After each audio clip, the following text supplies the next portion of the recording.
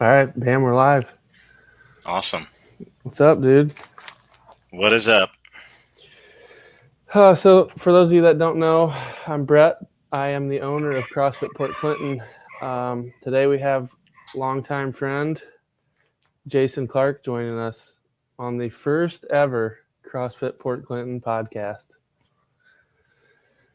Um, you're gonna have to bear with us on the setup here. I ordered some equipment. It's not in yet, so we're makeshift podcast. Um, Gonna try to do one of these a month at least for the next year. See how it goes. Uh, Lexus actually thought she was going to be the first guest, and I knew that it was going to be hard scheduling that in there, and it was only appropriate to bring on the guy that is the reason we're here. So, if it wasn't for him, Mr. Jason Clark over here, you wouldn't see all the content that's coming out of CrossFit Port Clinton's Instagram, Facebook, YouTube channels. He has mentored me on the video editing skills, and that's Yeah. the reason that I'm doing it all is because he basically showed me how.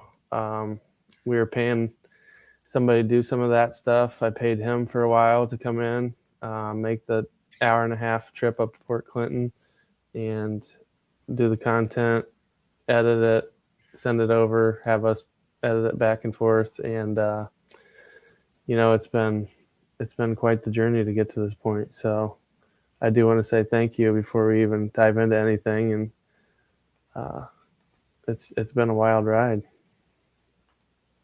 Well, I mean, I appreciate that, and you're welcome, I guess. But you definitely took it and have gone further than I ever did with it, and I'm happy to see it. I'm happy to see, I guess, all the good content you make, and you're getting views like I can't even believe. So it's awesome. Happy for you and CrossFit Port Clinton.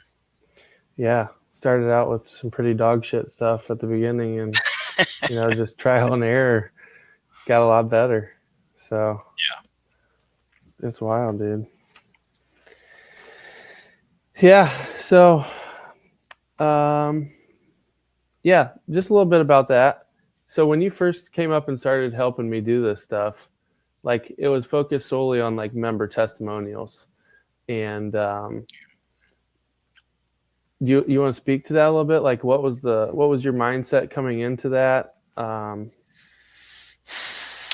I mean, I was really into the fact that you guys were you'd made your own gym, right? And you doing this in Port Clinton, and you had real people that had real stories to tell. And I just thought, yeah, that'd be super cool. And I wanted to get better at making videos and stuff myself. But I guess once I got up there and started obviously talking to the people, I wanted good for them too. I wanted to make something good that I guess did their stories justice because there was some really cool stuff. Erin, her story was awesome. Um, and shoot, I can't think of the dude's name right now. The Travis, Travis, yeah. I mean, but Steve. everybody that we talked to, yeah, yeah. So I mean, my mindset was like, oh yeah, this will be a breeze. I'm gonna just, I'm just doing something to help a buddy. But yeah, once I got up there, it was kind of more like, oh, we got to turn out something good here. I don't want to let people down, and I liked what we did. Yeah, it was really cool. Like the when you first started doing that stuff, and you would like show me the end product, it was kind of like mind blowing because I'm like, dude, how are you doing that? And then No, you started showing me the stuff, and I'm like, dude, this is just like couldn't fathom. Like you're doing yeah, it all on a free version of Adobe at that time, weren't you? I think no, I think I was always using Premiere Pro, but maybe it was. I think I paid for some You might have. extension. Yeah, I don't know, but I was using Premiere Pro, and I don't know. I think yeah, whatever you've figured out since then is obviously you've gone way further than I did, but yeah, you saw it. I'm glad you did too, because I think when I first those were some of the first projects I did, just on the side video, making. And yeah, I think that you can tell I've watched a lot of content over the years. Probably not a great thing, but I've seen enough that you know what I mean. I was like, oh, I know how to put this stuff in a good format. And uh, yeah, I remember now spending hours. I remember like feeling over the course of like, oh, it's been a day, 2 days, 3 days. I'm like, I got to get this out. I got to get this out. And because the way I was doing it, cutting it, like literally, and lining up the audio with the separate video, it did take some time. But yeah, I don't know. Good Yeah, dude, memories. I I mean, forgot. I forgot all about that. Like you literally had to take the videos and the audio separate files and then line it up. And I I did that forgot at to. first too. And then like I bought that cheap wireless microphone that I plug into my phone, and it was like, dude, it's all in one file now. Like, what are we doing? It made everything so much easier. You just drag and drop and cut, delete Yeah. stuff. And but I Yeah. remember, You go ahead. use your iPhone to record, right? Your video, that is. Yeah. Yeah, for a while I've been doing that, and then I got a DJI camera that I did, and it just gives a little bit more like better quality. But the iPhone's great too. Like I have an iPhone 13, like it's dinosaur, and it still looks decent. Right. Yeah. Yeah. I had to do that separate cutting and I getting the audio matched with the video because I brought up that camera that I still have. But if you think about that camera now, like that thing's dated. I mean, Yeah. nobody's using that now. So Well, I mean, if it's a year old, it's dated in like technology. yeah. If you are a live viewer, drop a comment so I can see what happens. We should be able to pull it up on screen, respond to this stuff, but this is our first time. It's just a trial and error with this platform we're using. So if you are live and you can comment, do that, and we'll see what happens with that. You're opening the box there to get some wild comments. I know. Hopefully Abe's watching. Get Yeah. him on there. Yeah. We'll Bring take questions from the audience. Yeah. We can do that. Hey, open format. So this is the next thing I wanted to ask you. So or kind of talk about 2018. We're going back in time here, like 7 years. Okay. There was 3 episodes of a podcast. Incorrect opinions, right? Yep. You, Wise, and Abe. Yep. So it's been 7 years since you've been, but you guys weren't live, right? It was just recorded, and you would edit it, upload. Yeah. Again, dinosaur like. This is way better what you're doing right here. We're rolling with it and we're already on the internet. Yeah, we would I think our first one we ever did, we met at a McDonald's. I don't know if we even ordered anything. We probably did, but we sat in a booth at the Bucyrus McDonald's, just kind of a central meeting location for us, and recorded right there. I think it was one laptop and 3 mics, and then I did the same thing, took that home and basically cut out pieces, that we were like, oh, too much dead space or something. But yeah, I don't know how much viewership we got, but I can't believe it's been 7 years. Yeah, when I was texting you the other day, I was looking at it and I was like, "Holy shit! 2018 was when they were doing that." We put it on SoundCloud because that was a thing at the time. I don't think anybody uses SoundCloud now. I don't know. Yeah, I don't think so. I don't. Like, that was the only thing I got on there for. Probably wasn't that big then either, but it was a thing. Like people saying, check out my SoundCloud. But Mixtape. Get on it. yeah. Yep. So, are you guys going to bring that back at some point? Boy, that comes up once every 6 months or so, bringing it back, and it seems like there's energy to do it, but I don't know. We'll take this and see we'll probably kind of watch you and see how does Brett do? How does he like doing it like this?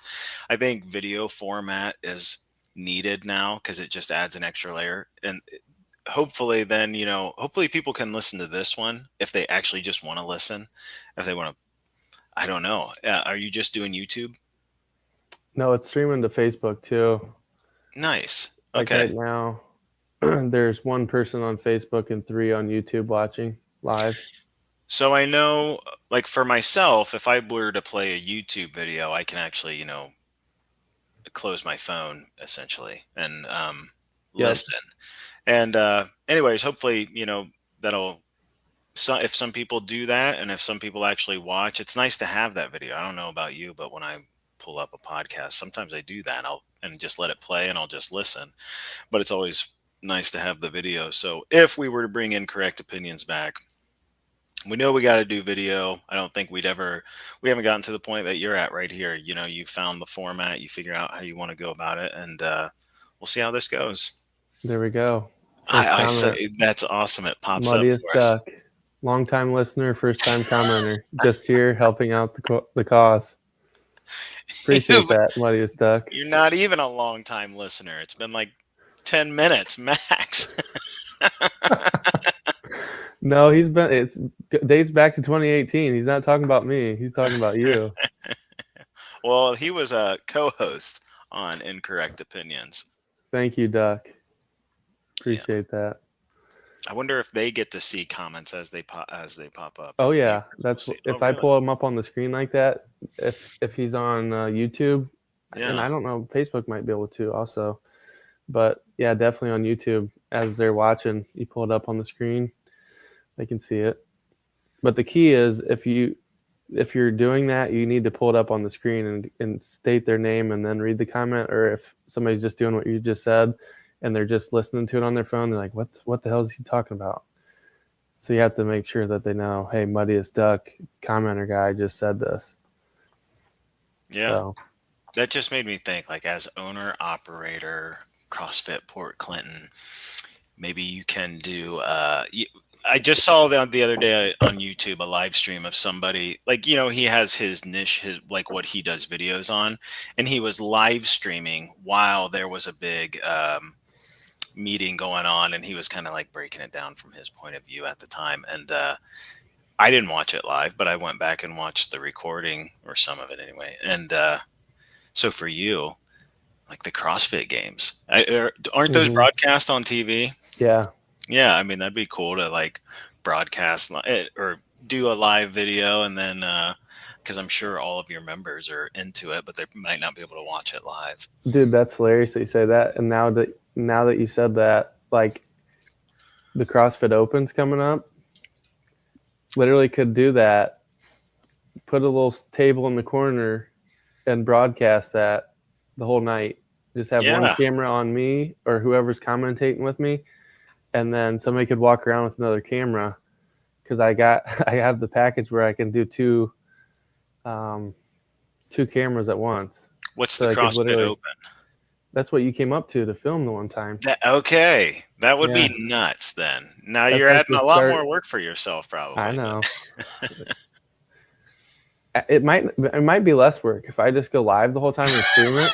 Sorry, because then I don't have to edit the shit on the back end. Yeah, I can just put it out there as a live and have my AI software chop it up into different segments. Yeah,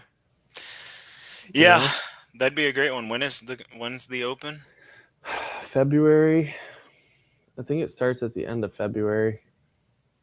I should know that off the top of my head, but I don't. Is it 3 days? Yeah, it's 3 weeks. 3 weeks. It's like February. Might be the last 2 weeks in February, first week of March, or the last week of February, first 2 weeks of March, something like that. I don't know. If somebody wants to be our lookup guy, tell us in the comments. Man, that would be pretty cool. And you can have people, like, when they get done with theirs, stop by the desk. Yeah. Yeah. The Savan podcast is what I watch all the time, listen to. They do that with different events. So Nice. possibility.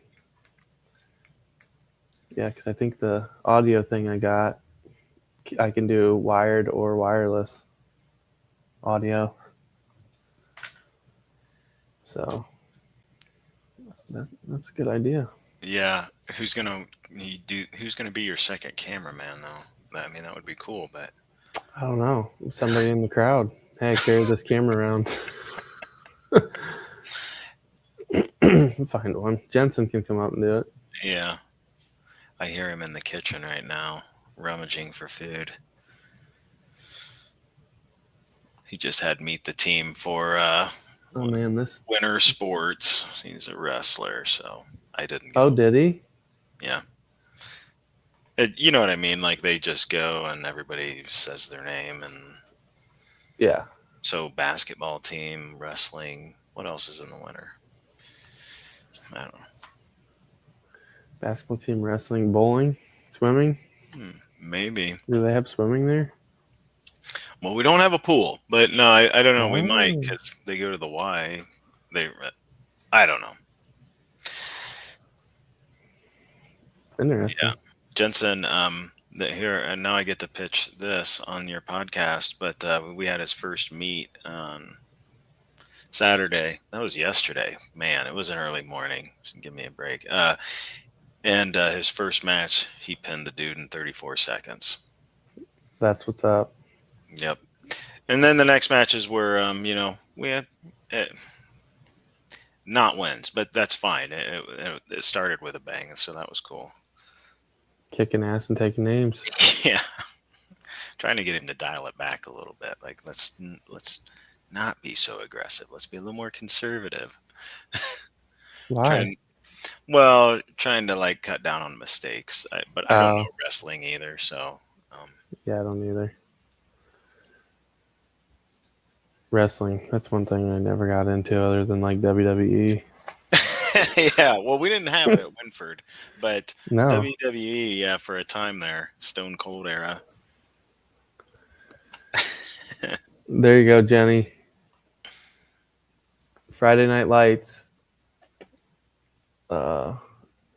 February 27th, March 6th, and March 13th. Thank you. Knowing the stuff better than I do. So that's the 3 weeks of the Open? Yeah, so that's like the first stage to get to the CrossFit Games, which none of our members will be doing that, but it's cool to kind of like compare yourself to everybody else in the world. Oh, yeah. See how you stack up. Yeah, don't you guys put up the top numbers somewhere when your groups are doing the workout? No, not necessarily. We put all the members on teams, and then that might be what you're thinking of. We put them all on teams, and then we make up points to make it like competitive, and also it makes it more participatory. So we get more people signing up, builds community, and then you can also compete. But a lot of people in our gym are just like, we want to try to win the theme of the night. We get a point. We come to Friday Night Lights, we get a point, so on and so forth. And it's not necessarily geared towards who's the fittest in the gym. That's also in play when you're just ranking on the scoreboard, but it's not the end all be all for us. I remember when I was up there for that the team aspect, probably like anything, definitely had people. They don't want to let their teammates down, right? Everybody was pushing 100%. hard. It was intense and but a lot of fun. Yeah, because everybody. I think once the first group went and kind of put out that effort, everybody had to match it, and yeah, there was a lot of good energy up there. Yeah, people train all year, and then that's like the one test of fitness that we do, and get all those people in front of you. It's very hard to not push yourself to your limit. Yeah. Are the gym members people aware that there's a move coming soon? Yes. Yep. Excited. We've been talking about it, posting about it. Yeah, everybody's pretty excited. Cool. So we're out there today, met the builder. Um, we're going over a couple things on tweaks we want to make. Looking at the framing, the offices are framed up. They've started framing some of the house too, so it's moving along. Awesome. Yeah, wild. All right, so we've been friends a long time. When did we meet? Do you remember? Oh, shoot. I mean, I remember you. I remember you. I can. I'm got a memory right now of when I played basketball in eighth grade. I thought, oh yeah, I'll play basketball, and that was yeah. I didn't realize everybody had gotten so good at that point. Basically, you know what I mean? I was the guy that shouldn't have been playing basketball, Yeah. but yeah, you were on the other team. I think you and Schroll and Etler were on a team in eighth grade. No, it was you. You were on Stroll and Etler's team. I was on John and Starrett. And Yes. Starrett. Yes. So I remember you then. I mean, I don't know if that's what you count as when we met, but that would have been eighth grade. And I came to Winford in fourth grade, but I don't Yeah. remember you in fourth grade at all. I don't know if I remember you in fifth grade. I think we had the same teacher at some point, like uh, Kuhn, Mr. Kuhn. You were in Mr. Coons. Yeah. Yeah. Preston Eibling showed up that year. Yep. Okay. Now, yes. So it would have been sixth grade. It's wild. That's a long time. Man, that Yeah, is a because long in time. fourth grade, we would have been in different school buildings, I believe, and then fifth grade was when they combined buildings. Yep. So then we were in the same school then. Yep. I was in Sixth Mrs. grade. Stockdale's class. Who was your fifth grade teacher? Uh, I don't even know. Miss Palmer, was she fifth grade? We'll need a commenter to chime in if Yeah, I don't anybody's remember, on. dude. Sure, Um, Shirley or Palmer. Wise was in the Shirley's class. I remember that. okay. Mark Welling and Buzz Coker were in Mrs. Stockdale's class with me. Those are about the only two that I remember. Yeah, I don't remember hardly any of that stuff. I feel like you and I started hanging out probably around. It was more in high school when I think we had. I hate to say it, but we were in mostly like goofing off in some class. You know, like neither of us had the desire to pay attention or something, and 100%. uh, I Yeah, remember. that was like English class. Yeah, What was Mrs. that lady? Collier. Yes. Yep. Yeah, Yeah, yeah. I honestly think back to that stuff now with a son that's 15, and I'm like, oh my god, he's doing the same thing, and I'm trying to keep him from doing. I'm like, just pay attention, just do your stuff, like, because man, I feel like we checked out early. 100% we did. We realized too early that, like, wait a minute, a lot of this is pointless, isn't it? Yeah, way too much of it was pointless. uh, Yeah, we did a lot of dumb shit in high school. yeah, yep, Lots of dumb shit. And then you went off to the army, right? I did.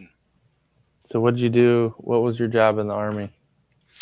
I was a 92 Alpha was the MOS. I don't remember what MOS stands for, but that's your like job series description, and that's an automated logistical specialist, which is long wording for supply guy, maintenance supply to be specific. Yeah, I did the whole. You remember how we had recruiters come to our high school? Yeah, and you put that thing on that dude's shoulder? Oh, dude, yeah, yeah. How do Commando you? roll? Who does these things? I don't understand it. It Don't started with, "Hey, I bet you won't." Yeah.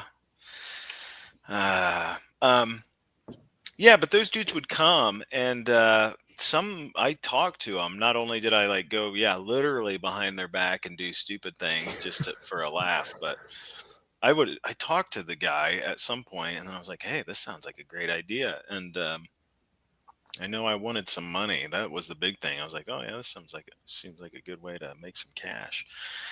So I went to basic between our junior and senior year, and I think that was 10 weeks, well, 9 weeks long, and it took maybe 10 weeks total. But and then when I came back, I went and did like weekends at the Lima Army Reserve station, which I hated. That was so stupid because you just have to sit around for hours. And yeah, but anyways, I was a sorry, I got sidetracked, but I was a No, it's fine.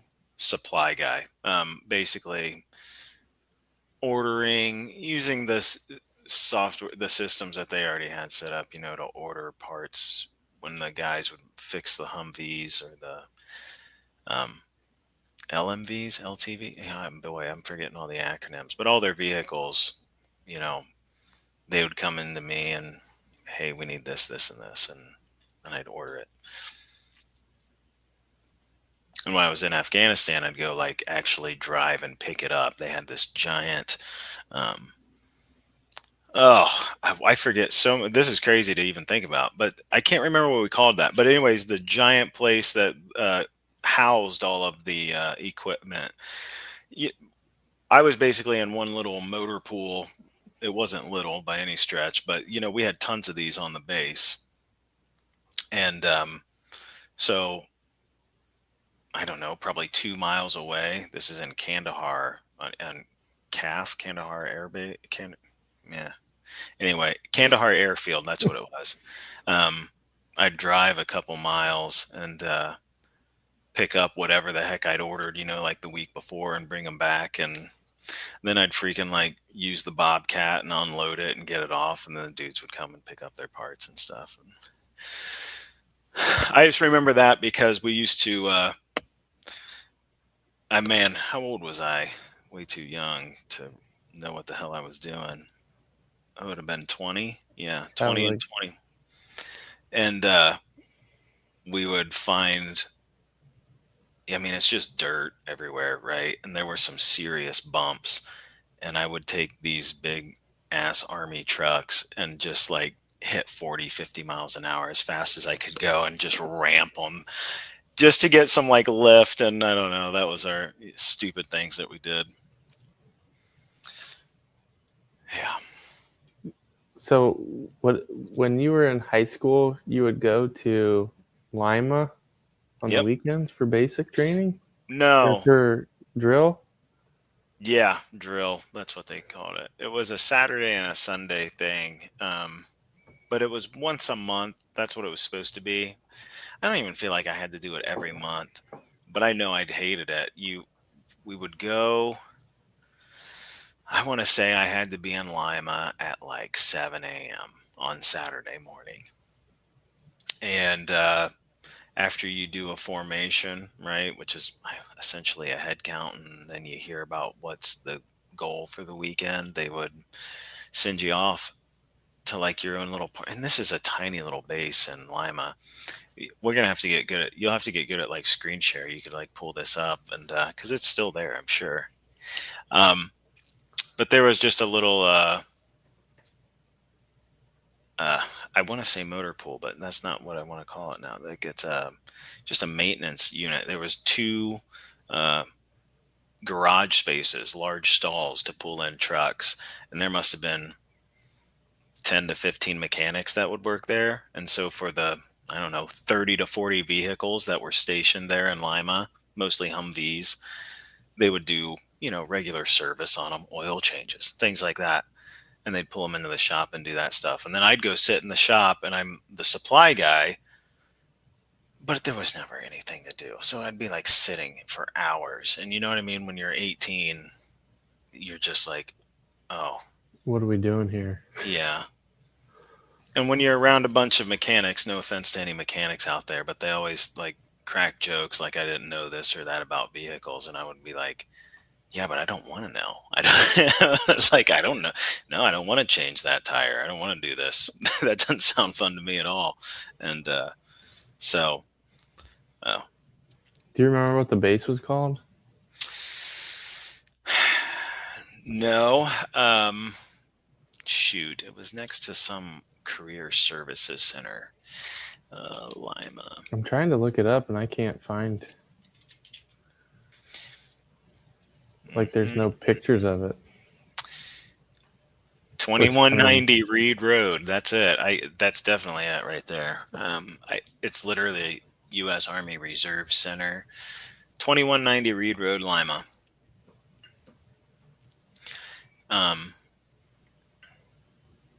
Oh, I never knew there was a park right next to it.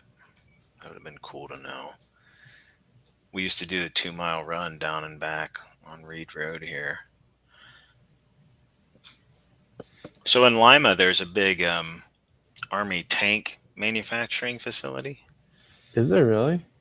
Yeah, I'm pretty sure it's still in operation. know. I don't know how many tanks we're producing now, but that's kind of where Lima, I don't know, got its Army footing. And then, so I think that this is where that reserve center kind of stems from. But that tank manufacturing facility, I think, was big in World War II, and I don't think it's very big now. But I think they're still doing it to some extent. Actually, I can see just down the yeah, that's it. Yep. So if you can you go down the that road there that you can see? I don't know if it would let you or not. Yep. This one? Yep. So the parking lot's down this way. And that right there would be the motor pool. See those two big garage doors on that building to the right? Yeah. This one? Yep. They would want me to go in there on the weekends and basically sit for like 10 hours, and I just want to go hang out with my friends. Yeah, they didn't have a whole lot of vehicles or anything. And this is a small center. Army Reserve centers and National Guard centers are a lot bigger now. They've done a lot of consolidating, and they're in more bigger cities, where we'll just get more people there. Yeah. If you can you go to the if you go to the aerial view, we don't need to keep going down this road. Sorry. No, we can. I think I see. I've never actually looked into this, but I think I see. Dude, you're gonna be like, you're an idiot. I don't know how to do that. Oh, it's a pain always to get back to the aerial view. I don't know. Maybe just scroll out until, like, you know what I mean? Like zoom out, and I think it might eventually pull you back. It won't let me. Like, it's just on street mode. Well, anyway, I see not too far away from there. General Dynamics Land Systems Division. Oh, here we go. I got it. Beer barrel. Wow. I wonder what this is. All right. Here you go. Yeah. Switch to the GPS mode. Or not GPS. Thank you. Yes. Got it. And if you scroll out a little and get a good view, it looks like just up the railroad tracks there going northeast. There's a park. Then there's this. That looks to me like a track. I don't believe. Yeah, that looks to me like probably some sort of testing track to drive. And then if you go just a little further north, it should pop up that it says General Dynamics. There it is. Land Systems. Oh, yeah, right here. So I think all of this big area right here is probably contributing to like the tank manufacturing. But I don't know. I'm pretty certain it does, but I don't really know. That's a huge facility right there. Yeah. Gigantic. I haven't been over in Lima in forever. You don't have a reason to go over there. Nope. So what else did you do in the military? Just drive shit around, order parts? Well, yeah, I mean, I didn't do a whole lot more than that. I only did the one tour, and like I said, I was too. The when I look back at it now and I think about it now, it's like yeah, I was really too young to honestly appreciate what I freaking did. Um, you see, you got a comment? Yeah. Shirley was the fourth at Holmes Liberty. Palmer was fifth with the puffer fish hanging from the ceiling. Muddiest duck. Sorry, behind on the audio. Had to pause the pod. It's all right. We Mrs. appreciate you tuning back in I and remember that name. giving us that answer. Yeah. So, what were you saying about the military? You appreciate all the stuff you did? Well, yeah, I mean, at the time, I was just uh, when you're I can look at it now and see like holy crap, I was too young to really even appreciate it. Like Afghanistan and just being in Kandahar, it's mind-blowing to me to think about it now. And at the time, everything was just like a whirlwind, I think. It was just going way too quick and I had way too many things that I was thinking about. None of them. I wasn't a great soldier, to be perfectly honest. I was doing all kinds of stupid stuff. Um, but anyway, as far as work, you have all the things you do normally as a soldier, which is you're passing your PT test, you're passing your range. I can't even think of what you would call that. Making sure you can qualify with your weapon. Shooting test? Yeah, and besides that, yeah, it was just ordering parts, and I had a. I mean, in that regard, I had an easy job. We were a route clearance. What were we? We were an engineering company, but the primary mission, I think, was well, the company I was with was doing maintenance largely for the route clearance unit. If you remember route clearance units, if you remember thinking back to the OEF, OIF days, you'd probably hear a lot about IEDs. Yep. And that was a big issue. That was kind of the only thing the Taliban or any of those uh, small groups of terrorists that they had against the United States at that point was planting IEDs and blowing up the vehicle here and there.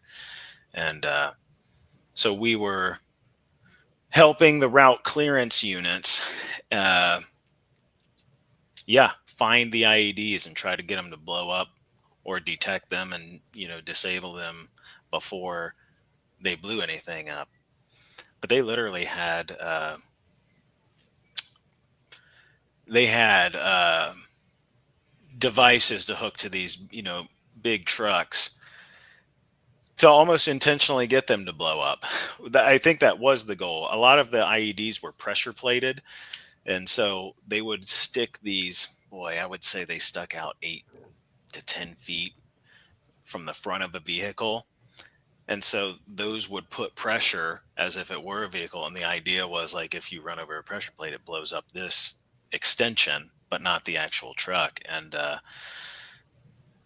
man, I remember seeing some prices on those things and it was just mind blowing then. It still would be now, but it was $10 million. It was millions of dollars for like one of these things, just hopefully to blow that up instead of an actual vehicle. I think they also had, I remember they had some sort of, God, I don't want to sound like an idiot if I'm wrong, but I think it was basically metal detectors that they would attach to them that would go, these would attach to the front of vehicles as well and skim, 6, 8, 12 inches off the ground in front of the trucks. And then the idea was to like detect them instead of running them over. And those were even more expensive. But sorry, I don't really know where I was going with that.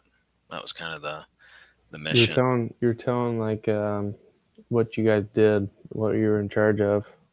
Yeah, that was the goal. I mean, we were like, that was basically support. We weren't, I was not infantry. We were not an infantry company. But What does that mean? Just for people that have no idea what you're talking about.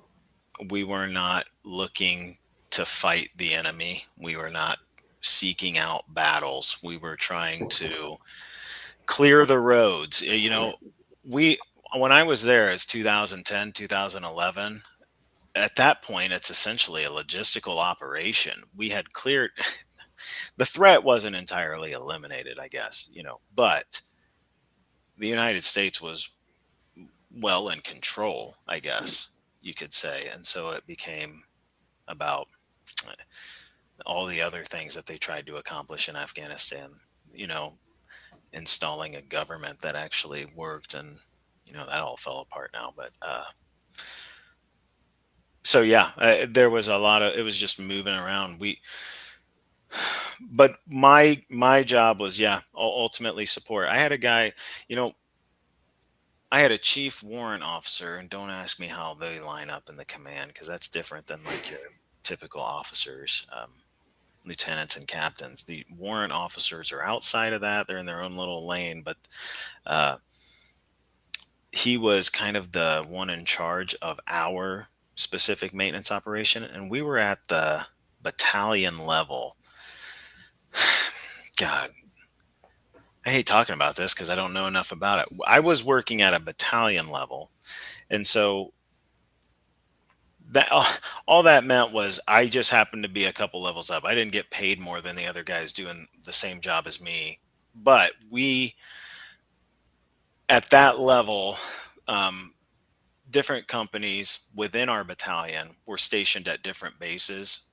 Um, what was the famous one? There was a Marine base called Leatherneck, and I think people have probably heard of that. And then there was Air Force bases and different things. Anyways, the point is, my chief warrant officer at one point, we probably were there like 8 months, and I think he just kind of got bored, and he hooked us up with like this cool 2 week gig, basically, where he was like, what we're going to do, since we're the battalion, is we're going to go to our different companies' operations and see how they're doing maintenance and try to help them out and get them up to speed with some of the things that we're doing. And he's like, you want to go? I was like, well, hell yeah, I want to go. That sounds awesome. And we got to ride around in helicopters. I, literally, I, it's crazy. I can't really remember, but I feel like I know it. I was on a Black Hawk and a Chinook, and it's just these awesome different aircraft that, again, at the time I didn't appreciate it. I can barely Hmm. remember it, but now I think about it, I was like, how crazy was that? But yeah, I got to go to these different bases, and I guess see Afghanistan again. Not to repeat it, but I keep thinking like, God damn, I wish I could have just appreciated what was going on, but instead I was just, a young dude. Like, I found one of my friends over there found like hashish or something. Somebody got some hash. I'm like, yeah, dude, it's from that Kush Mountains. Do you want to smoke it? I was like, yeah, that sounds awesome. So we're like hiding in the bunkers on Kandahar, smoking. Just, you know what I mean? That was the kind of stuff. It was crazy. So, like, when you get over there, you're used to Bucyrus, Ohio, Marion, Ohio, like cornfields, Yeah. sort of a cityscape in Marion. Like, what are you walking into when you get to Afghanistan? Get off the freaking helicopter. What's going on? Like, you're in the desert. I Is there think we anything had there?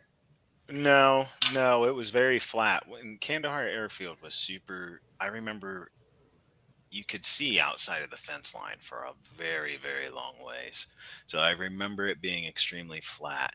You could see mountains off very far in the distance, but I think we had a good primer for it. We spent a week or 2 weeks before we got to Kandahar in, was it Qatar? Man, or was it Bagram? Or maybe Bagram was in Qatar. Can you hear my dogs? Yeah, going nuts. It's all right though. Yeah, they are going nuts. I think it was Bagram Airfield. Maybe that's in Qatar. But anyways, that kind of gave us a primer. Yeah, it was. I mean, it was. I I thought it was like desert. The way I remember it now is just dirt. Like, it wasn't like sand. I don't think. I can't even remember. I've got some pictures somewhere. But I got some too. we, you know, what's crazy is the night that we flew in to Kandahar Airfield, and then, you know, this whole trip over there takes time. I think they flew us technically commercial to Ireland, you know, from Chicago, I think. Because I went with this unit, the company, the battalion from Chicago. And, but then from there, I can't remember what the first military plane that we got on. But, anyways, at some point we get to Bagram, I think. And we spent a week there or something in, you know, these big tents. And the final flight, when we know we're going to Kandahar, I don't know why. I literally can't remember, but true story. We were getting on a C-130, I believe, which is like a big um, troop carrying. You know, I'm sure it can carry all kinds of. It does take cargo and vehicles and everything. Just massive hull. And I wasn't feeling it for some reason. I was like in a shitty mood, or I don't know. I was just kind of lagging behind. The entire company is basically getting on, and I'm like the last person, literally. And this dude slaps like me on the back. I remember as I'm walking, and he's like, "Yeah, That's yeah, a big dude, fucking plane, dude. get this. That's hilarious." Because listen, this dude slaps up. You walk up on the back, you know, like the lower part of the under the plane and the Yeah, back. It back opens up. here.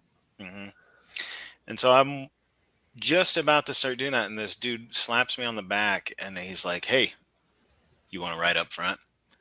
And I'm just like, huh? And he's in an Air Force uniform. And I was just like, what? And he's like, yeah, we usually take somebody, you know, you want to go? And I was like, yeah. And he goes, hey, Top, which was like what they called first sergeants. So just our, you know, he would be our senior NCO. And he was right in front of me. Well, just a little ways in front. He goes, hey, Top, I'm taking this one up front. And he's just like, oh, okay.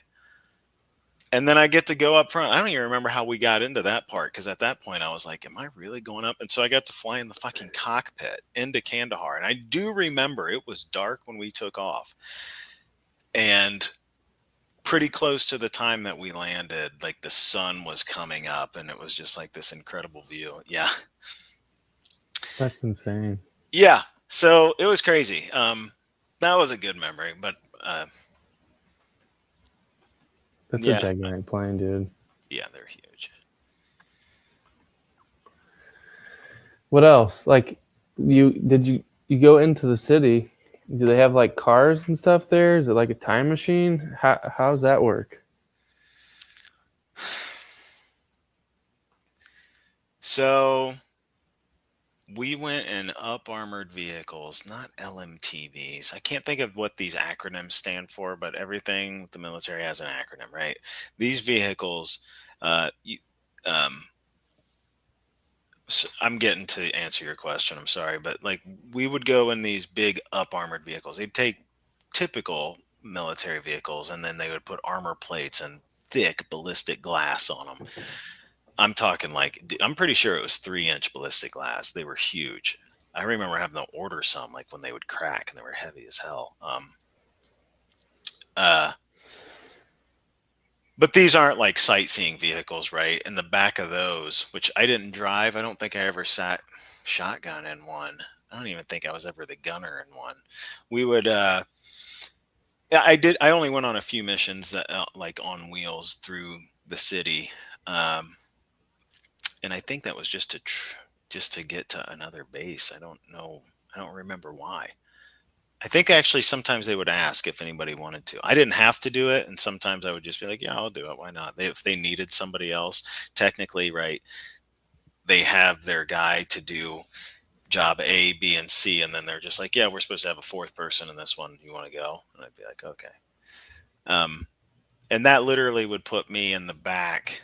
Uh, if you can picture, you know, like instead of a school bus where all the seats are facing forward, they're all facing inward towards the center. Mm-hmm. So I'd be facing center of the vehicle, and you can just like look over your shoulder out of these giant thick ass windows. And Like but limousine style, say again. like a limousine, Yeah, bench seats, yeah, um, yeah. Well, I think we actually might have had or was it like singular. individual seats? I think they might have been singular. Yeah, Wow. but I don't.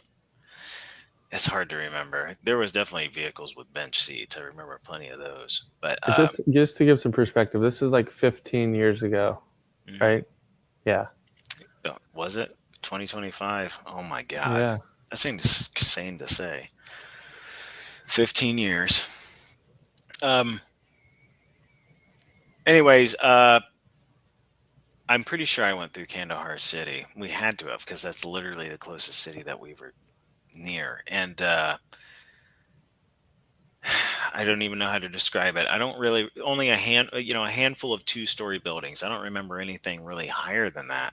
Um, I hate to say crappy buildings, but for American standards, yeah, for sure. It just looks like a dirt city. It's beat up. Hmm. There's no, I don't remember street sign like stop signs. The traffic, I remember plenty of traffic. I remember dudes on scooters. I don't think there were motorcycles. There was plenty of other vehicles, and it was just like a madhouse. I don't think there were any real rules of the road. Or at least it didn't seem like it. People were just on the road to get where they needed to go, and they all figured it out. Um, People on the streets, I remember that. I remember seeing women covered entirely. That was like, what? Wow. You know what I mean? Uh, Yeah. yeah, that was wild. And then how they sold their food. I don't know, just on the street. I remember. I'm just picturing. I'm getting like small bits. It is what you think it is, basically. You know what I mean? It's definitely a different way of life, I guess. But yeah, I would say so. Yeah, I'm trying to pull up a picture here. I remember thinking. I do. It's funny. I remember thinking to myself at Kandahar Airfield that I was like, man, we've been here like 10 years, like us as the military, and it felt like we had created a better, functioning city than what they'd had. That's what it felt like. I don't mean it, So like but your little spot in the desert was better than what they'd made for yeah. centuries that they've been there. Yeah.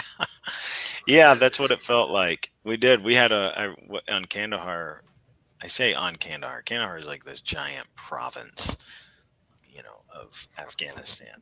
We just referred to that base as Kandahar. Yep. Yep. Mountains in the What's all this distance. stuff? I That's mean, just the city. looks like building of some. Yeah. Wow. Did you see that thing? No, that looks nice. Mosque, University of Kandahar. Oh, it was probably blown up by then. That was 2005. It's hard to know. Wow, I don't. shrine. Wow, that thing looks sweet. That was the airport. I remember that airport. That? No, not that. I was gonna say this thing. Is it the airport? No, I'm gonna sound like an idiot. Kandahar Airfield in Afghanistan. 503rd Zone Afghan Border Police. Okay, I don't know. Wow. That looks more okay.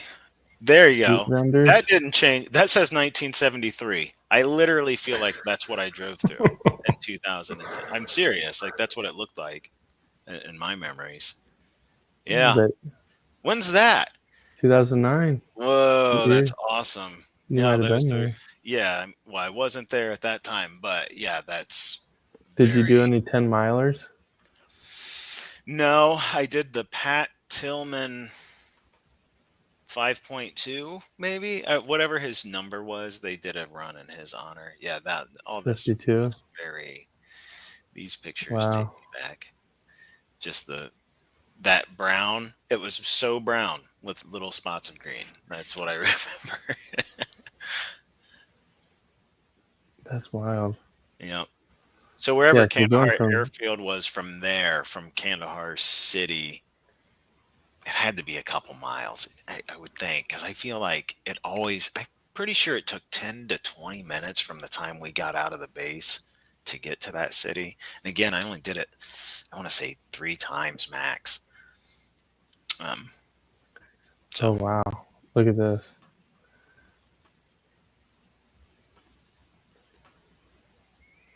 I mean, it's just all dirt. yeah, it's all dirt. Like, what is that? Yeah, yeah, that's. So where's So, Kandahar Airfield from here? Now I want to know where the base was. If that's dude, like, I can't even like. hmm It just all looks the same. I'm gonna It was find it. probably outside of town, right? Oh yeah, yeah. Like I said, I think it took 10 to 15 minutes. Kandahar Air Base. Not, International Airport. I know we called it CAF. That's the thing. This Kandahar thing. Cross, dude. Kandahar CrossFit. How about that? Yeah, It's a thing.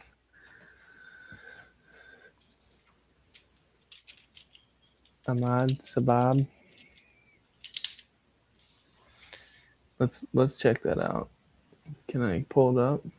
Is this the same place? This is Mustang. Man, I don't know. No website for Kandahar CrossFit. You know what's weird is I wonder what this map is showing me now because we aren't there anymore. It's not an American base now, but boy, this sure looks like. I Can you think share you're in your the right screen or spot. not? I have no idea. Um, yeah, it looks like I can. Pull it up. It, this is okay. So here it says share screen is easiest with two I don't think we need that. Entire screen. No, Click. I don't have one, but I'm gonna get one because it would make it a hell of a lot easier to share screen. So that's that. Hang on. That's There we go. yeah, yeah. Here we go. So now we can see if this is the center of the base. This is Kandahar City, as we called it. And I see if that would just go away. When I zoomed in here, at one point I saw, dude, Kandahar Boardwalk. This is insane. What? Because I walked this, if that's what I think it is. I'm just having trouble orienting myself. Is it by a river? No. Then why is it called a boardwalk? What's it near? They called it the board. When I was there, it had Poo Pond. Yeah, there we go. I remember Poo Pond. I don't know. The poo But pond? Like they pooed in the water? no, this was the base. This was the base that the United States like created and occupied and Okay. operated. NATO there was multiple NATO forces here. Like, I mean, the Brits, the Australians, I don't know, the Canadians, they all sent some troops and were stationed here. This was like a joint NATO base. Dude, you know what I'm thinking of? Is when you were showing Jeff Darby pictures of this place, and he's Yeah. like, "You had fucking McDonald's, Yeah. City Slickers. We had MREs." Yeah, that's the thing. Because, yeah, at the boardwalk, they literally, by the time I got there, again, this is 2010, 2011, and we went in 01. It had to be, we got attacked September 11th, and Yeah. I'm sure we were there by October. So yeah, in about 10 years, they'd created this, and the boardwalk had vendors basically. They'd communicated enough with Afghans at that point that they'd brought some in to run, like, hey, here's a pizza shop. And it wasn't like American pizza at all, but it was like, okay. I mean, it was something we could go get every now and then, They had KFC. That was our one like American thing. It wasn't the same as like actual American KFC, but whatever. It had the KFC logo on it. It was kind of cool. Um, I'm thinking maybe these right here. If I can zoom in enough. This was. It's hard to tell if that's actually what those are. We stayed in what we called connexes, but they were basically like half of a semi trailer, and they would stack them. This looks like it could be Yeah, it that. looks like just a bunch of semis sitting there. Yeah. I can't remember if we, yeah, I think this is it because basically, if I were, say, in this one right here and it Use went, your mouse, not your yeah, finger. if I, can you see my mouse?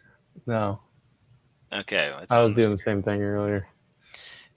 If I was in this one, I'm pretty sure we would take like there was a catwalk. I was on the upper level of the one that I slept in, and then we would like walk out down, and I believe this was like our bathroom, which was just another one with a handful of toilets and sinks. You know, you got to shave every day in the army. Anyway, let's see. There were always bunkers close by, but I'm not really seeing any. And I would just bring that up because I literally remember smoking hashish in a bunker. But I have a memory in my head of like the route that I walked from where I slept every day to where I worked. It was a good little walk, but it's not lining up with this map. Like I can't. So, how far would you have to go from your sleeping area to where you worked, or sleeping area to where you had to eat? Sleeping area to where I worked, I made a walk every day, and it was um, a half mile to a mile. It had to be. It was yeah, I would say it took 25 minutes. So how long do you think that would be? About a half mile? That's over a mile. Oh, really? Oh yeah. I think it took 20 to 25 minutes of walk. And then to eat, we did have a DFAC dining facility very close. And but they had different kinds of dining facilities. Again, it's been 10 years since the United States has been in there. We had they had so many different dining facilities, and they basically we would call one like the Asian DFAC or the American DFAC. And so if you wanted fried rice with chicken or something, you'd go to one. If you wanted to try to get chicken tenders and ice cream, you'd try to hit a different one. Um, we had one nearby, which was I'm pretty sure it was pretty good. I need to stop looking at that one. Yeah, I don't. This if that's the airstrip, it's hard telling. Anyway, this takes me back. Pretty wild. It is wild. Somewhere out here, we had a big supply facility, and I would. It's hard telling. Just hard telling looking at this. Yeah, I wish I could point out more and tell you. That looks like it might be the fence line. Well, this kind of looks like a fence line all the way. How big do you think that base was? Mm, Like length, 3 to 4 miles in diameter, I think. Maybe it was only a couple miles in diameter. Still pretty big. It was the biggest base. Yeah, Kandahar airfield. It was huge. I mean, to me, yeah, it was big. It took a while to drive like from where our maintenance field was, our motor pool to the actual airfield, like where planes landed, and that was a good little drive actually. So So what'd you do in your downtime besides smoke hashish?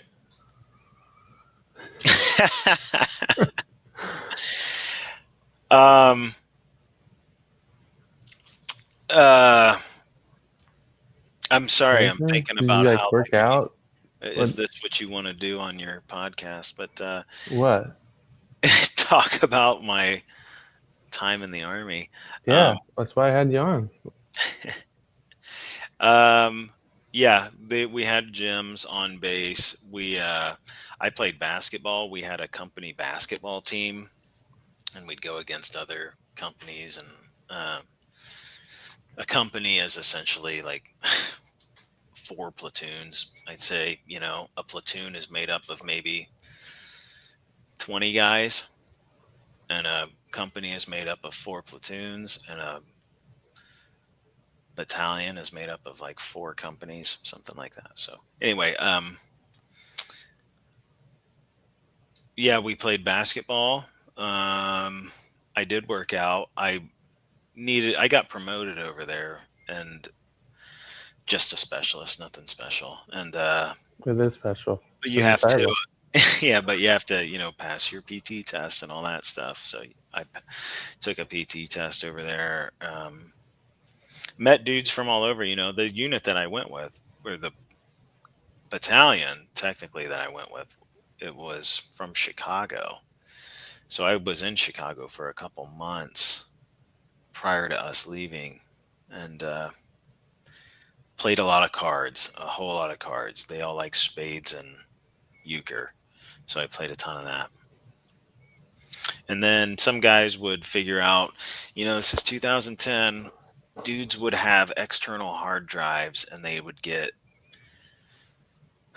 tons of movies on hard. Just it felt like, it feels like what Netflix is now, right? Just so many movies, and we would exchange them. Like everybody had a hard drive. I ended up buying one because I was like, yeah, I need movies. And then they transfer movies to me, and same thing with music. That's wild. Don't think we ever really had any internet. I did, for the work that I did, but I don't really feel like we had internet. To talk to anybody from back home, you had to pay quite a bit of money for these cell phones. And I don't really think I did that. I think I did more like a once a week, twice a week call from like the free phone call area. I can't really remember, honestly. It's been a long time. hmm What about let's see, your job now? Let's go back. So you switched careers, like you were in purchasing for various different companies, and then you just was like, you know what, I'm gonna learn how to write code. So you just basically switched. Now I get what's going on. Oh, when you said like the Jason Clark episode, I thought it was just like, yeah, I'm the first guest and we're going to talk about whatever, but Yeah. can't do a but. I didn't know it was a biography episode. Yeah, it was a handful of years ago. I was doing a bunch of supply. Yeah, well, I used my experience in the Army to just turn that into an actual, like, jobs on the civilian side. And that same chief warrant officer that I mentioned that hooked us up with this cool little like tour, it felt like, where we got to fly in helicopters and go to these different bases. I stayed in contact with him, and he worked for the Army Reserve as a civilian full time. And there was only like 4 or 5 of these guys. It's not like this prestigious thing, but it just so happens it was like a very little deal. And he heard about one of these job openings. These jobs there were not many of them. And he happened to tell the dude in Canton, hey, I know a guy that does supply that, lines up perfectly. And he lives somewhere in Ohio. And he told me about it, and I applied. And so that was kind of a big deal. And then I moved on and yeah, kept doing supply work. But eventually, I don't know, dude. It just took me a long time. Like you went to college, and pretty much everybody else went to college, and I was trying to like just make my way. And then after a while, it was like, oh, I hate this. I don't like this at all. That's kind of literally what happened. Like it wasn't engaging. It wasn't. Yeah, it wasn't. I don't think it was even good for me. Honestly, I was too bored, and like I needed something to keep me busy. Just like high school English. Dude, yeah, you can't if you don't give me something to do, I'm just gonna get in trouble, and that's Yep. literally what happens. Yep. So, uh, yeah, Michael Peters, he was he had just gotten into software engineering. Honestly, he just graduated. He didn't graduate, he didn't become an engineer just after college. It took him a handful of years before he got into it, but he did. And I had an interest in it for a while, and then I had another friend that I'd made through Jensen's youth baseball. I coached with a guy who was into it, and I was like, okay, this seems like something I want to do. And then I found a route that was like, hey, you can take this, as they call it, a coding boot camp for, God, was that a 12-week thing? Yep. Oh, was it? Okay. And Mhm. so I was like, I'm going to do this. I'm going to just go all in and do a total career switch. And yeah, great idea by me. Big win. No, I don't, but it was great. I'm glad that I did it because now I enjoy what I do now. So that's a good thing. So to bring this full circle, that's how you basically learned how to do those videos, right? Or Yeah. concept of doing that. Yeah. Yeah, in a way, and I had more free time on my hands. Because I was at home a lot, and I was looking for something to do on the side. Also, it was also Jensen's football team that I was like, hey, I want to like help out somehow, Yep. yeah, so I was like, oh, I'll see if they want like some hype videos and stuff like that, and yeah, I don't know, you know, You I'm did glad one you of those, and I was like, yeah, you need to come do that for me. guys. Yeah, dude, and honestly, the videos I did for you, by the time I we got to like video 2 or 3, I was like, oh, now I know what I'm doing. Now I know how to operate in this space. And uh, you know what's crazy though is I really enjoyed that, and I haven't done it in 2 years. I haven't even, you know what I mean. Hmm. Now I can't find anything I want to make a video on her. So whatever. Yeah, it's wild, dude. I made a video every day for over a year, like That's just a video in itself. I make constantly one posting video. content. And like there's nights where, like one night we got hammered, and dude, wake up at 11:50. How do I do that? And I'm like, shit, I gotta make a video and post it. So 10 minutes, I'm just scrambling on my phone, post a video for the day. That's unreal. Just like, but yeah, made it a year. It was wild. I don't know how I did it, but crazy. So, and then you entered a video contest. Yeah, dude, I forgot about that. Yeah, talk Award about winning documentarian. man, that was it. Things have a crazy way of working out. Yeah, so the videos that I did for you, how many did I do? 5 or 6, Oh, you maybe. yeah, at least you did Emily, you did Steve and Evan, you did Travis, you did Sarah, you did Yeah. Aaron, Marcy, Liz, and Yep. then you did our anniversary video. So And however many that was. and all of those like literally led to my crowning achievement. Yeah. So nice. The software company that I was working for had the um, competition. It came out. Apparently, I think this was they'd skipped a year, and I didn't even really know about it. I'd been there over a year, but this, it's like maybe my second year or something. And they said, oh, it's the not the what do you call it? The CEO's challenge. That's what it was. And they're like, the CEO's challenge this year is going to be something, and they like were hyping it up. In this first email, they were like, try to guess what the grand prize is going to be with these clues, and people were like going nuts about it. And I was like, guys, what is the CEO's challenge? And then they were like, yeah, that's right. We're sending you and one guest and a +1 to London to see Taylor Swift plus like an additional 3 days of just stuff. And how do you win?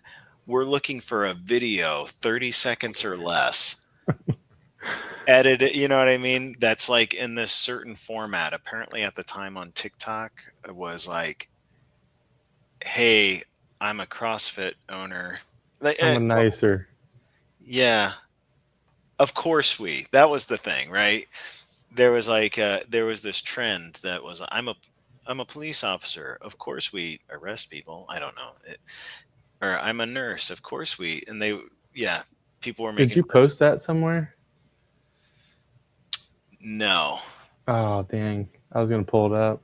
Yeah, I'm sure I have it, but I don't know where I've got it. It's fine. But yeah, they wanted, hey, we're nicers or I'm a nicer, of course, blank. And man, that's crazy because I had the experience at that point to know how to make a video. I knew how to do a couple things in editing, and I was like, oh, all I need is a couple good things to say I'm a nicer, of course I whatever. And so I went, yeah, dude, I put a lot of time into that, honestly. It wasn't so much editing, but I like literally had my friends at work. We did like 3 takes of my one thing. I was like, no, guys, I was pretty sure I could win. And I remember the day that I went into the office, the day that they announced it. My boss was like, Jason, they just announced it. I could see it in his face that my name was in it. And I was like, hell yes. Yeah. So that That's was awesome. awesome. Yeah. Yeah, dude, that whole trip was insane. They really did it up too. I'd never been a part of something like that. And now you're a Swiftie. Yeah. Yeah. Yeah, Josephine was like upset for a while because she's like, "You don't even like Taylor Swift." And I was like, "What? Yeah, sure I do." But I tell you what, I went and watched that concert, and I was like, "Oh, yeah, this is insane. She's nuts. Like, she's meant to be Taylor Swift. That's for sure." It was 3 hours of just like, oh, the show. Of You her know, singing? oh yeah, Oh my God. just song after song, and every song you've actually heard. Maybe there was a couple that I hadn't heard, but it's like, oh yeah, oh, it was really good. But honestly,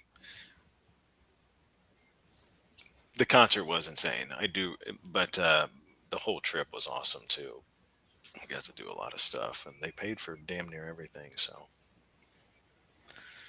That's awesome. actually, they did pay for everything because what they didn't Mhm. pay for when I came back and I like went back to work the next week, they were like, "Yeah, and anything you spent over there, go ahead and send us your receipts, and we'll Expense reimburse report. you." And I was like, "What?"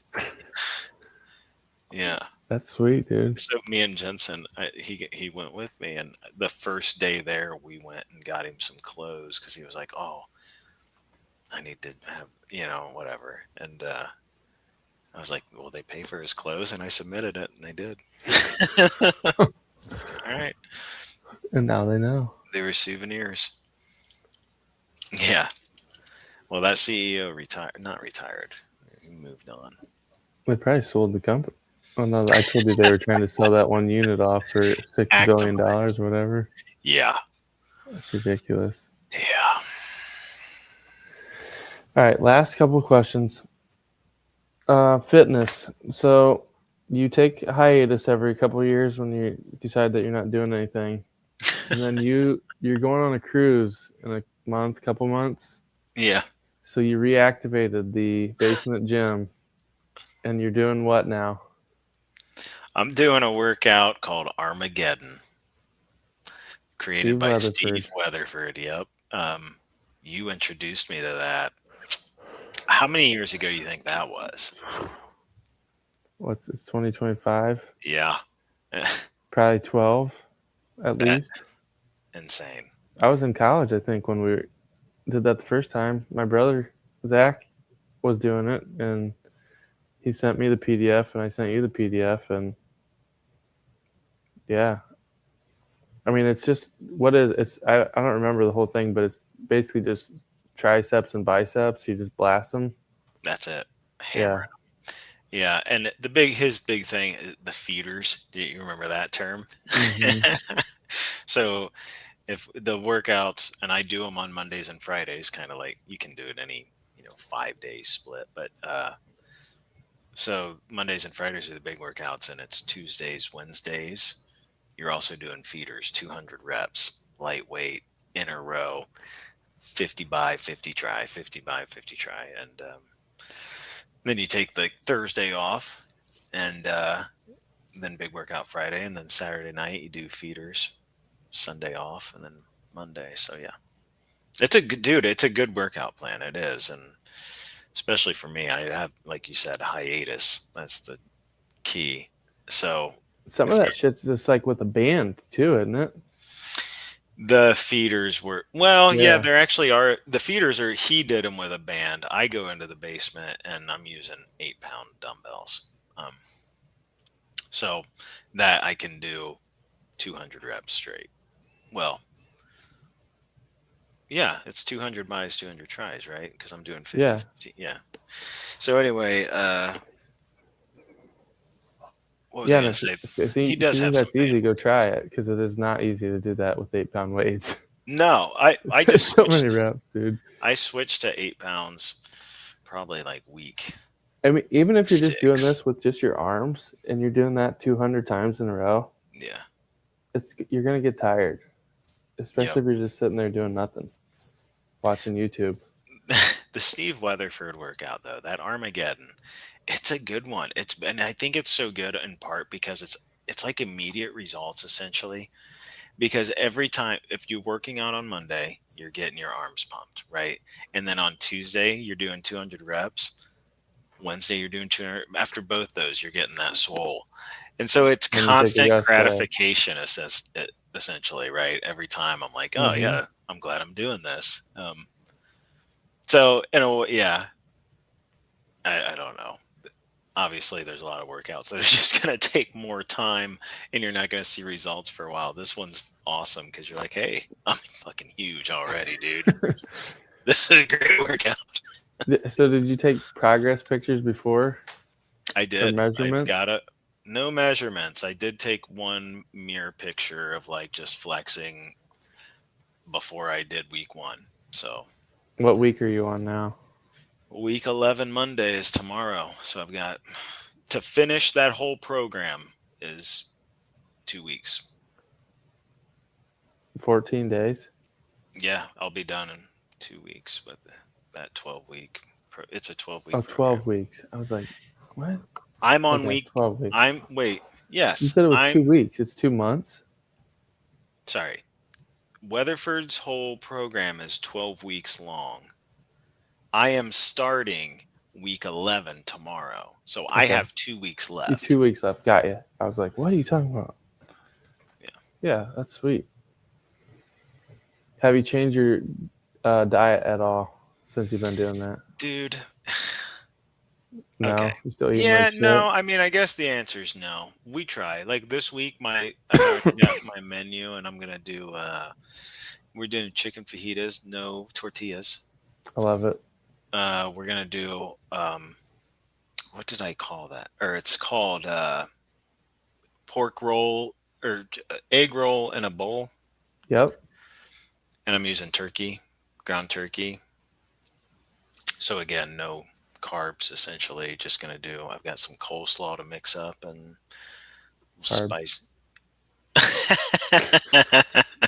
But it's better than It is better. Um, and then my other one is salmon and asparagus. So that's 3 days this week. So I'm trying. You know what I mean? Dude, yeah. That's better The, than the last time I talked to you about it. but okay, so here's the catch: is I made Then French you toast today. So it's hit and miss. The French What toast is did from you eat anything George's. with the French toast? Just eggs, scrambled eggs. Oh, okay.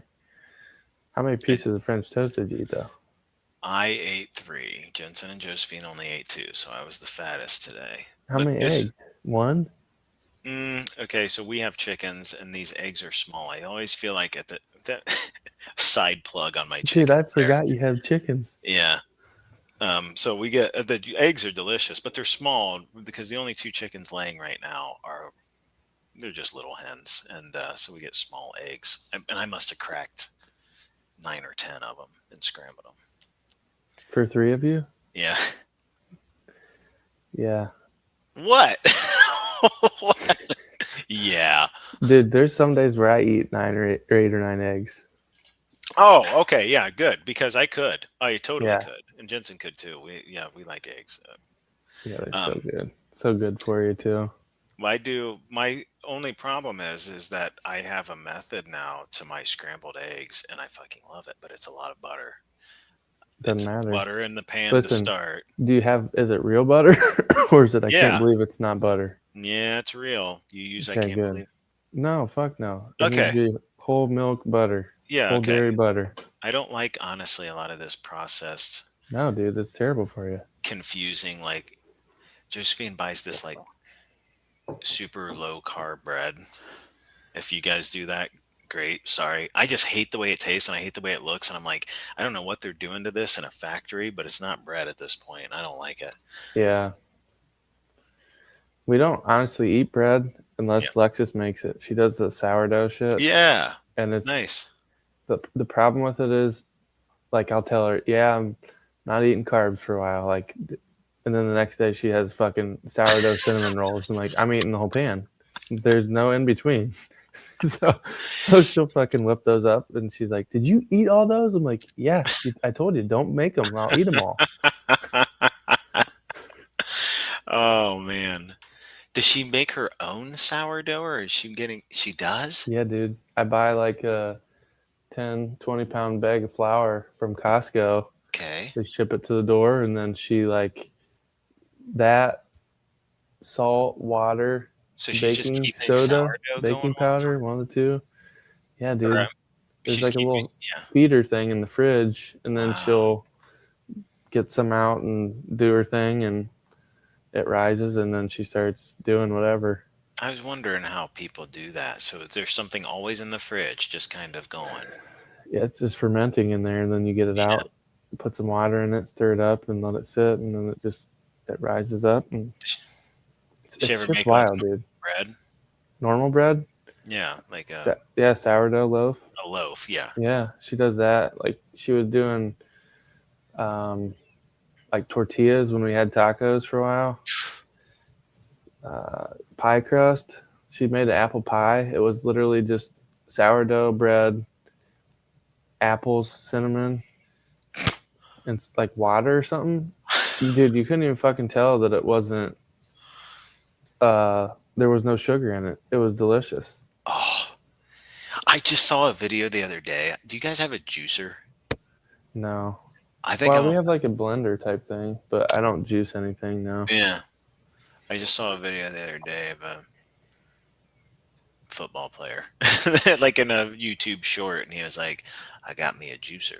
Let me tell you, it's the best juice I've ever had." And I was like, "I should try that juicer." And he No. mentioned I bring that up because he said what you said. He's like, "Yeah, I'm not even adding any sugar, and it's the best juice I've ever had." And it's like, Well, it's yeah, probably fruit juice. yeah. He said it took like 50 apples to make a cup of juice, apple juice or something. Yeah, But you don't want to do that. anyway, I've made a couple loaves, not a loaf. I made like artisanal bread round. I did it Yeah. in a Dutch oven. I've done that twice, and holy God, both times it's like this is the greatest bread I've ever tasted. Yeah, dude. It's not processed to the nth degree. Like, you're eating actual food. Exactly. Yeah. Now, even buying a loaf of bread, even if I buy like a good brand at the store of a bagged loaf, I'm just like, it doesn't hit the same now. It's like, so I would love some of that sourdough. You need to learn how to do it, dude. This bread that I made French toast with today was croissant bread. I don't know. I found it at freaking Aldi. I've never seen it before. It was like croissant bread, and it was like half-inch thick. I was like, I'll make French toast with that. It was ridiculous. It was so healthy, and it was so good. You got to do that every once in a while. Yeah. Unless you can't stop, then it's like you can't start eating it. Yeah, we're going on the cruise. I'm just trying to not be total dad bod. Where are you going on the cruise? We're leaving out of Miami and we're going to, I think the first stop is Roatan, Honduras. Second stop is Belize. I don't even know where that is. So It's- you don't need to tell me the exact dates, but are you going in January? yeah. I think I have a coworker going on the same cruise. Oh, I mean, it might be a different day, but sure. yeah. Um, we're Wow. all there. These are the stops, it's ultimately it's the Caribbean. And Yeah. I've never been on a cruise. I'm getting pretty excited for that. Taking Jensen's buddy. That was like a big have to, or else Hmm. we'd probably just kill each other for the week. But yeah, it's gonna be awesome. I'm looking forward to it. Just can't be total fat dad. So I get that. Yeah, that's